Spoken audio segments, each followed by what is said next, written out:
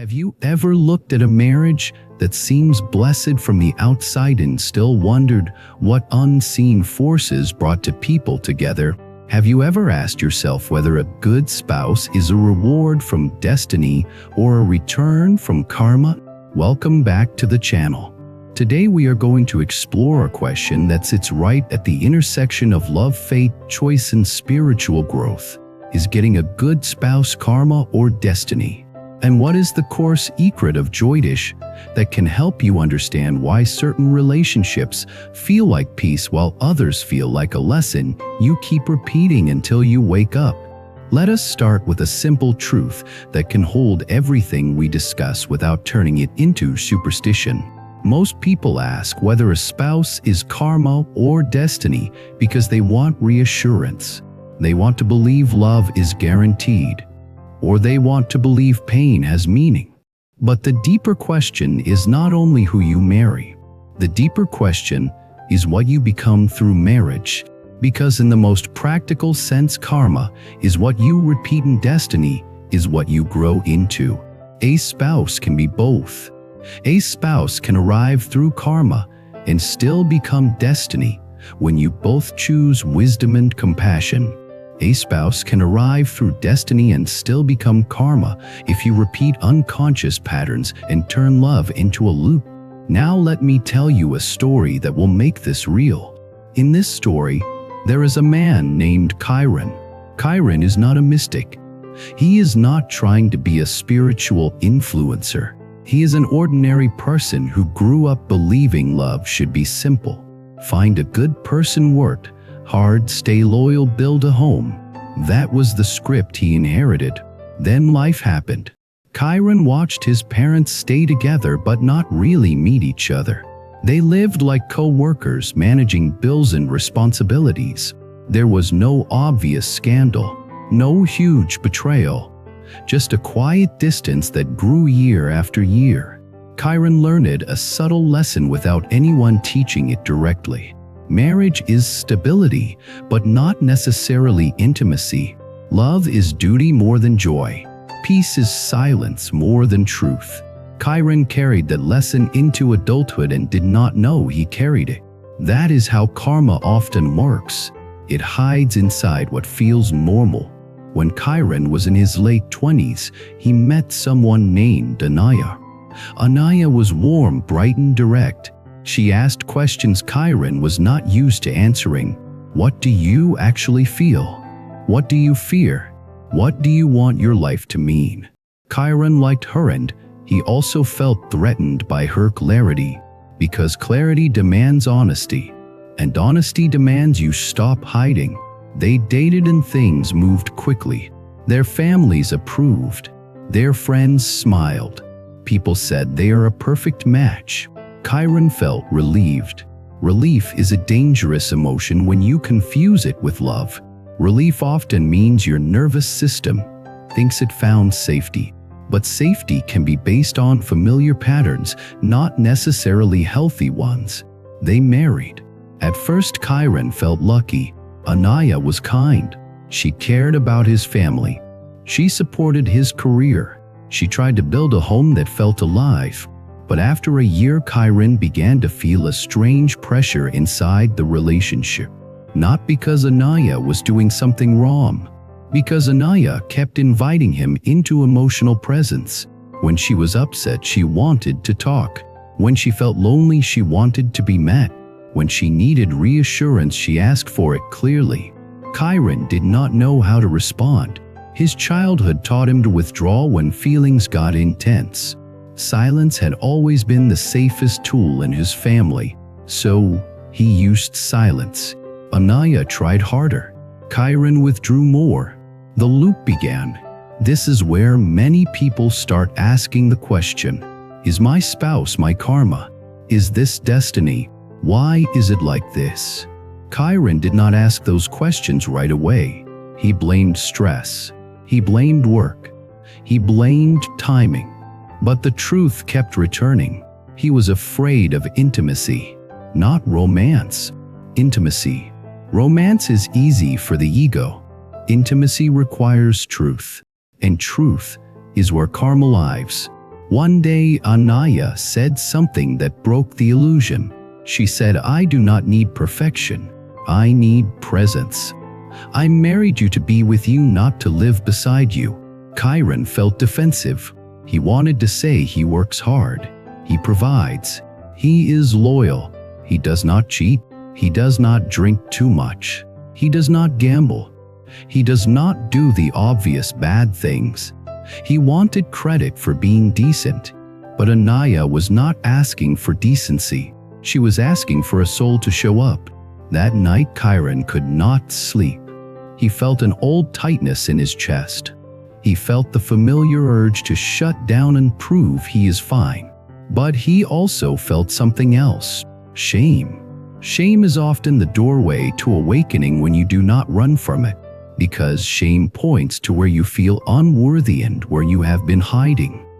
Chiron realized he had been hiding from his own feelings his whole life. He thought hiding made him strong, but hiding had made him distant. And distance was now hurting his marriage. So he did something unexpected. He went to visit an older uncle who was known in the family for studying Jyotish. Chiron did not go because he believed astrology would solve his marriage. He went because he did not know what else to do and he needed a language for what he was living. The uncle listened and smiled gently. Then he said something that sounded simple but carried weight. "In Jyotish, we do not only ask who you marry, we ask what marriage awakens in you."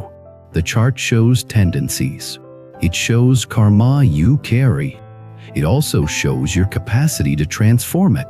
Chiron asked the same question everyone asks at this point. "So is Anaya my karma or my destiny?" The uncle said, "Both if you are willing." That sentence stayed with Chiron for weeks. Both if you are willing. Because willingness is the hinge between karma and destiny. Karma is what happens when you are unwilling to see your pattern. Destiny is what happens when you become willing to practice a new response. Now let us step into the heart of the teaching in a way that does not require you to believe every mystical claim. The practical core secret here is this: a good spouse is not only someone you receive. A good spouse is also someone you become capable of meeting. You can marry someone kind and still destroy the bond if you bring in healed patterns into the relationship. You can marry someone challenging and still create a beautiful life if you both grow in wisdom and compassion. So when people ask, is it karma or destiny, they often imagine a fixed answer. But the deeper truth is dynamic. Life is interactive.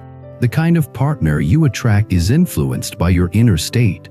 The kind of partner you keep is influenced by your practice. The kind of marriage you experience is influenced by your choices under pressure. This is why some traditions say marriage is a karma field. Not because you are doomed, because marriage reveals your unconscious. It reveals how you handle fear. It reveals how you handle disappointment. It reveals how you handle desire. It reveals how you handle power. It reveals whether you can love without controlling. Now let me deepen the story. After that conversation, Chiron decided to experiment. Not with astrology, with himself. He began noticing his reactions in daily moments. When Anaya sighed, he immediately felt accused even if she said nothing. When she asked a question, he felt pressured, even if it was gentle. When she expressed sadness, he felt responsible and then resentful. He realized he was interpreting emotions as threats. That is an old nervous system pattern. In his childhood, emotions meant conflict and conflict meant danger. So his body learned to shut down. This was his karmic debt, not a cosmic punishment. I learned survival strategy that no longer served him. He began practicing presence. When he felt the urge to withdraw, he would pause and breathe. He would name the feeling inside himself. I feel fear. I feel pressure. I feel shame. Naming breaks the spell. When you name a feeling, you stop being fully possessed by it. Then he began speaking differently to Anaya. He stopped defending first. He started listening first. He started saying, "I am here. I do not know what to say yet, but I am here." Anaya noticed the change immediately. She did not become magically happy overnight. Trust rebuilds slowly, but she felt something new. Hope. Hope is not fantasy. Hope is the sense that growth is possible. Now this is where the question of good spouse becomes clearer. Was Anaya a good spouse because destiny gave Chiron a gift? Or was Anaya good because her presence forced Chiron to grow into a better man? Or both? Both if you are willing. Here is where karma and destiny meet like two rivers. Karma brings you the lesson. Destiny invites you to graduate. If you refuse to learn, you keep repeating. If you learn, you move forward. That is the secret. Now I want to expand this beyond one marriage story, because you may be listening and thinking, my spouse is not like Anaya. My spouse is cold. My spouse is harsh. My spouse is absent. My spouse is inconsistent. Or maybe you are not married and you are thinking, I want a good spouse, but I do not know if it is luck or fate or karma. So let us talk about what good spouse actually means in spiritual terms. A good spouse is not merely someone who makes life comfortable. A good spouse is someone who supports your awakening. Sometimes they do that through gentleness. Sometimes they do that through challenge. The difference is whether the challenge leads to wisdom or leads to harm. A good spouse is not someone who never triggers you. A good spouse is someone who can take responsibility when triggers arise and work with you to build safety. A good spouse is not someone who completes you. A good spouse is someone who respects your wholeness and invites you to stay whole. This is why the most mature spiritual teaching about relationships is not obsession. It is practice. Love is not a promise you sign once. Love is a daily practice of truth, kindness, boundaries, forgiveness, and accountability. When you live love as practice, the question karma or destiny becomes less urgent, because you start living consciously inside whatever life gave you. Now let us add another story, because some people think they have a good spouse and still feel uneasy. They say, my partner is kind but I feel numb. Or my partner is stable but I feel lonely. Or my partner is loyal, but we are not really connected. In this story, there is a woman named Sarah. Sarah married a man named Vikram. Vikram is dependable and loyal. He pays bills. He shows up. He is respected by the community. Sarah should be happy, but inside, she feels like she is living in a quiet room with the lights off. Sarah begins to wonder if she is ungrateful. She begins to wonder if she is broken. Then she begins to wonder the deeper question, did I marry my karma? Sarah goes to a counselor and says, my husband is good but my heart is not alive. The counselor asks a question that changes her life. Do you feel safe to be fully yourself with him? Sarah pauses and realizes something. She feels safe to be polite. She feels safe to be functional. She feels safe to be the version of herself that does not ask for much. But she does not feel safe to be fully expressive, fully vulnerable, fully honest about her longing for emotional intimacy. That is not because Vikram is evil. It is because their marriage is built on a certain contract. The contract says we will be good people and avoid conflict. The contract does not say we will be emotionally real. Sarah realizes her karmic pattern is silence. She inherited it from her family where feelings were not discussed. So she chose a marriage that matched her skill. She chose someone stable enough to make silence comfortable. This is karma as familiarity. Now destiny enters when Sarah chooses to change the contract. She begins speaking more honestly with Vikram. She tells him she misses him even when they sit together. She tells him she wants deeper connection. Vikram reacts defensively at first because he feels criticized. But Sarah stays calm. She says, "I am not saying you are bad. I am saying I am lonely and I want us to grow." Vikram does not know how, but he is willing. Willingness again. They begin small practices.